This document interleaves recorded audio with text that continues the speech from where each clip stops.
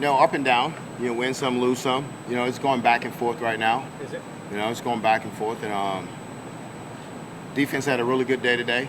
Offense, in spurts. We went at them and they responded. We just gotta keep going. We just gotta keep getting them better. That's all we got to do.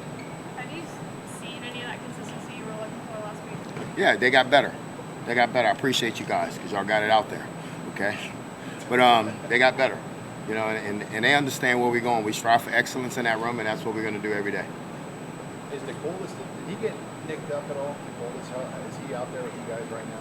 No, the coach is not out there right now. You have to talk to Mark about that. Okay. What about was Trey there today? I didn't notice he wasn't out there today. I didn't notice. No, Trey wasn't feeling good this morning. So we just let him keep him home. He wasn't feeling good this morning. Now to do a play-by-play on your depth chart, are you feeling better about the top six, sort of? Or No, depth chart's written in sand right now. We won't make that decision until I can sit down with Whipple and I can sit down with Frost. So I won't make that decision. I don't make that decision by myself. It has to do with the coordinator, especially the head coach. You had mentioned before you were waiting for someone to take charge as a leader in that room. How's that process? They stepping up. I mean, I got to give it to you. They stepping up. I was happy, that Omar showed up 2 days in a row. He showed up 2 days in a row, but they all trying to step up and they all trying to show leadership. Showed up how? How did Omar show up 2 days in a row? He practiced. He practiced 2 days in a row. are there any of the young pups who could get in the mix or are getting in the mix? You know what? They're coming along slow. They're coming along slow. You're talking about kids who's dominated their entire life and never had to go full speed their entire life. Now, once they get here and they're a freshman, now the playing field's even. Now they got to play full speed every play. So it's going to take time with these young kids. But they're coming along. They're doing everything that we ask. They're trying. They got a little grit with them. But we got to continue to coach them and get them better. How is Marcus done for you? Marcus is doing great. You can tell Marcus is a veteran. He played before. He played at Texas. He's got some grit with him. He gets after you, but he understands the system, and he's just getting used to the way we practice here. And once he does that, Marcus is going to be fine. He's going to help us out a lot.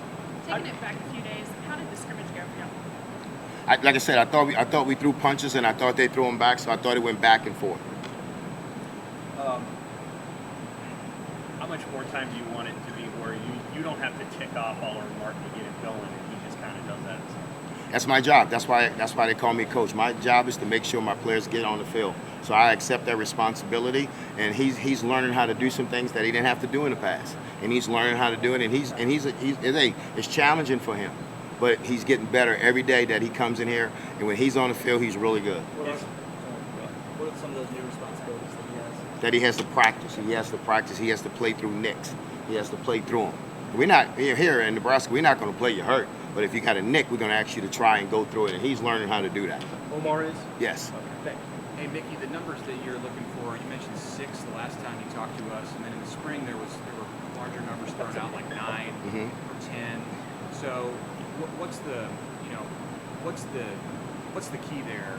Is it because you're getting closer to the season that things need to be whittled down now? Well, the thing about it, with coaches, as you get closer to the season, more nervous we get. So my thing is just being out in the heat today. I want to find my top 6. But it can easily be 8. It can easily be 9 that has to play in the game. It depends how many you travel, and it depends how many are going to be on special teams. But it could be 6, and it could be 8. But I need to find my top 6. And this is a broader question, but you've seen some pretty good 2-minute drills in your day, especially at LSU. What makes a good offense that's good at 2-minute drills over and over?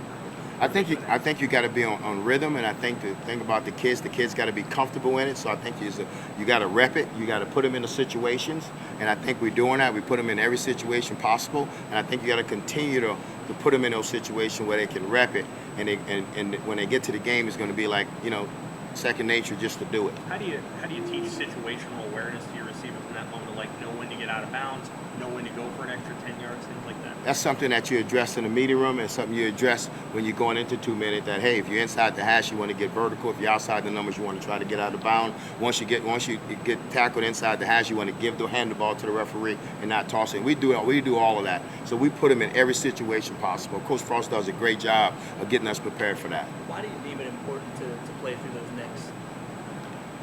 I think because once you start camp, you're never going to be 100%. So you got to be able to play through and be 90% or 85% and let the adrenaline flow to get you back to 100. So you got to learn how to play with it. You might be a little sore, but I still expect you to go.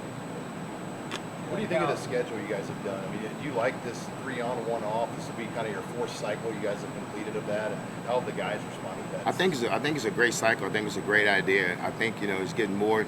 This college football game is getting more towards the NFL model, you know, and I think it's going to happen that way. But I think the kids really enjoy it. I think the coaches really enjoy it also because it gets us to look at 3 days and say, okay, what we like and what we don't like, who's playing well. So it kind of gives you a break to see what's going on. But I think it's good for the kids' legs. Do you like how Isaiah's coming along? I love how Isaiah's coming along. He's coming along. Remember, Isaiah hadn't played in a year, you know, because he didn't go through spring football. But he's slowly getting back. He's slowly getting back, and I told him that because he was getting frustrated. And I said, don't get frustrated, but eventually you're going to get back into your own. What was he getting frustrated about? Well, you know, when you're a competitor and you're a competitor kid, that everything wants to be perfect. Okay, so that's why he was getting frustrated. Not, you know, it's just not a negative frustration. It's I want to do better. What are some of the signs that he's sort of shaking that rust off? Well, he's doing better with his route running. He's doing better seeing the ball. He's doing a lot better doing that. I know you're focused on your guys, but what can you say about the DBs? I mean, soon they'll be on your side. Do they stand out to you? No, they really do. And I tell our kids, I tell our receivers, you know, we got to the point where the best people we're going to see is in practice, because we have some really good DBs, you know, and really good kids that can really play back there, and they long, and they rangy, they athletic, and they got great ball skills. So it's good to go against those guys every day, and that makes receivers better. It also makes the DBs better when we can battle like that. And it's been good in this camp. It's been really competitive. What's the biggest strength Oliver Martin brings to your room? Oliver Martin's, he's really fast. He runs really good routes, and he has great hands. He has a great receiver skill set, and he brings that. But he also he don't make mistakes. He don't make mistakes.